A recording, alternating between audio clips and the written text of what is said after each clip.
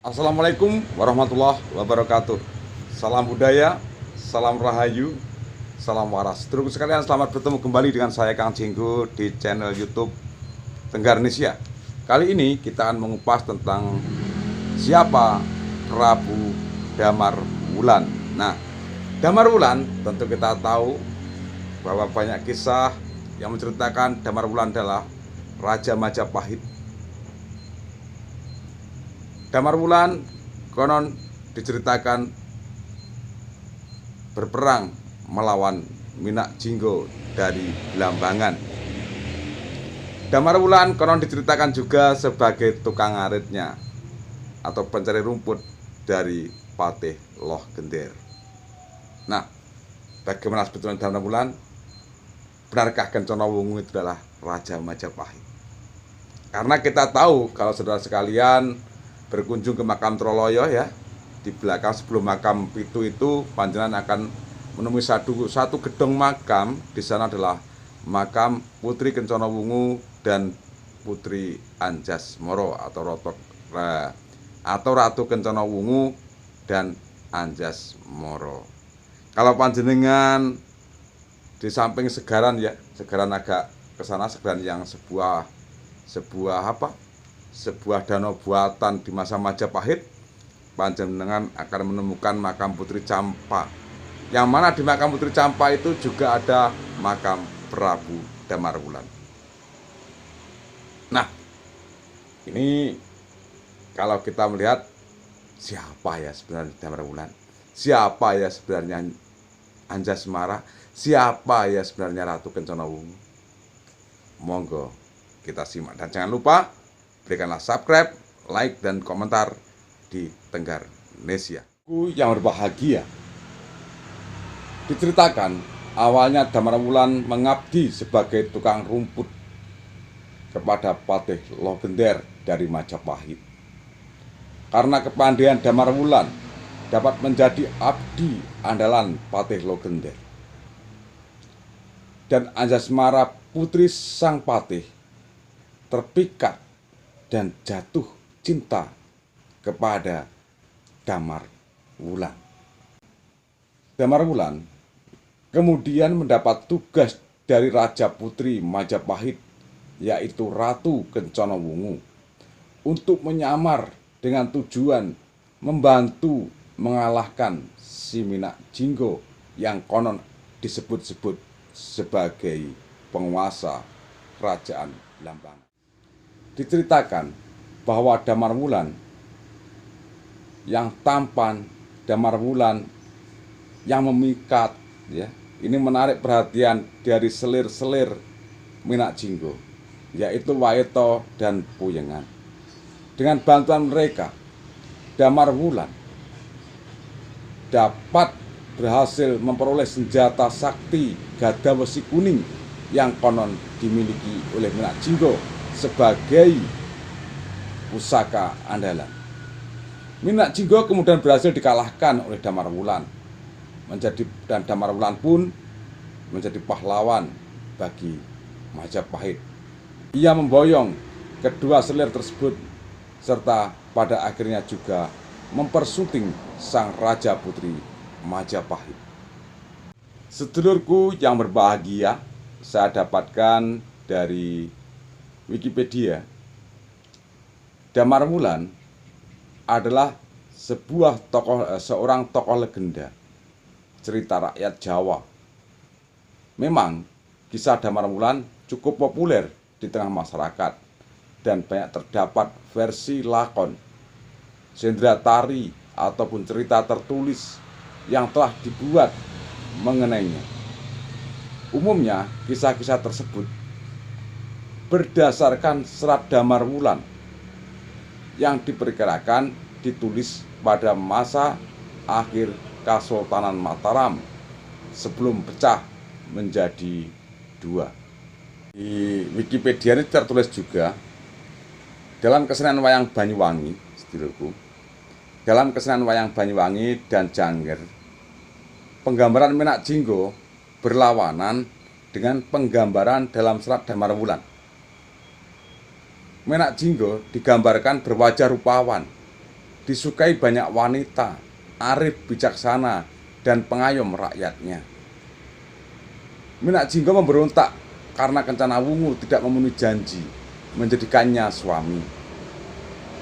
Setelah Minak Jinggo mampu menaklukkan pengacau Kebo Marcuet yang mengamuk di Majapahit.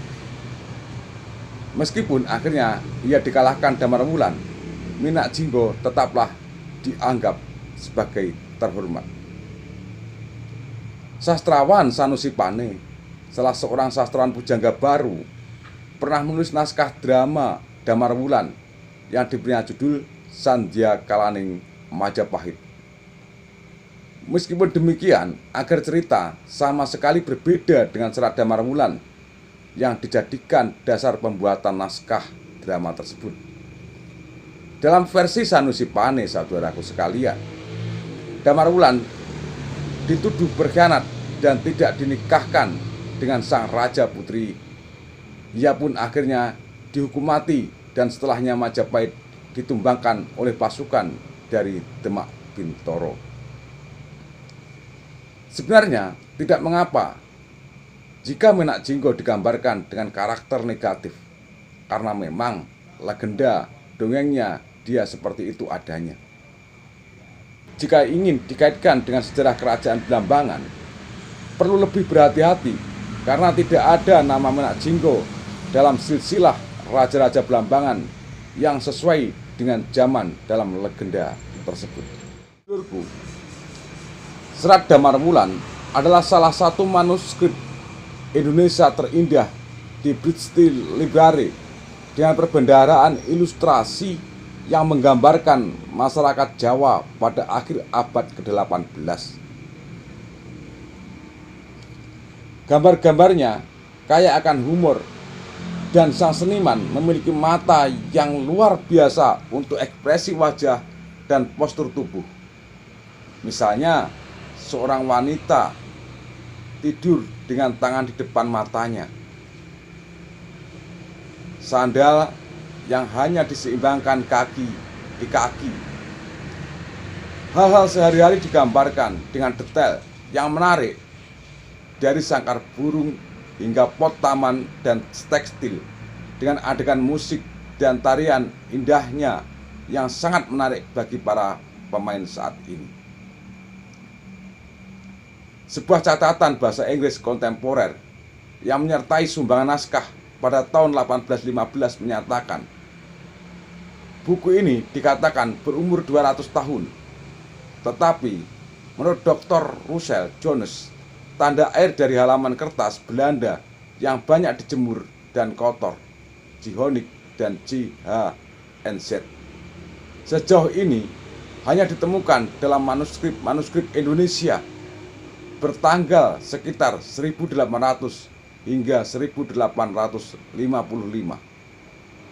Sehingga penanggalan akhir abad ke-18 paling mungkin ya. Untuk manuskrip ini, para cendekiawan awal teks-teks Jawa terkenal mengabaikan aspek artistik naskah. Tetapi dalam serat Damarwulan terbukti tak tertahankan. Naskah dimulai dengan naiknya Putri Brawijaya Kusumo Kencana Wungu ke tahta Majapahit tanggal Jumat Manis 9 Rabiul Awal, tidak diberi tahun. Naskah Damarwulan diilustrasikan secara lengkap dengan 153 ilustrasi berwarna, menampilkan kehidupan keraton, arak-arakan, peperangan, dan kehidupan sehari-hari orang Jawa. Beberapa gambar pada end profil dengan cara wayang kulit, tetapi ada juga banyak detail yang realistis. Naskah tersebut dikumpulkan di Cirebon pada tahun 1815 oleh L. Tikul Raban, mantan residen Cirebon. Tetapi sebuah prasasti bahasa Inggris di akhir naskah melaporkan bahwa usianya sudah 200 tahun ketika dikumpulkan. Sedulurku yang berbahagia, Serat Damar Wulan sudah terkenal di kalangan ulama.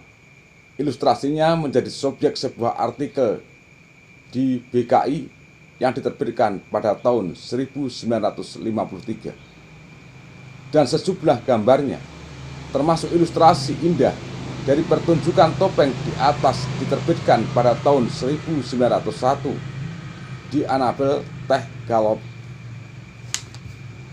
Bernard Arps Golden Later, dan kemudian direproduksi secara luas.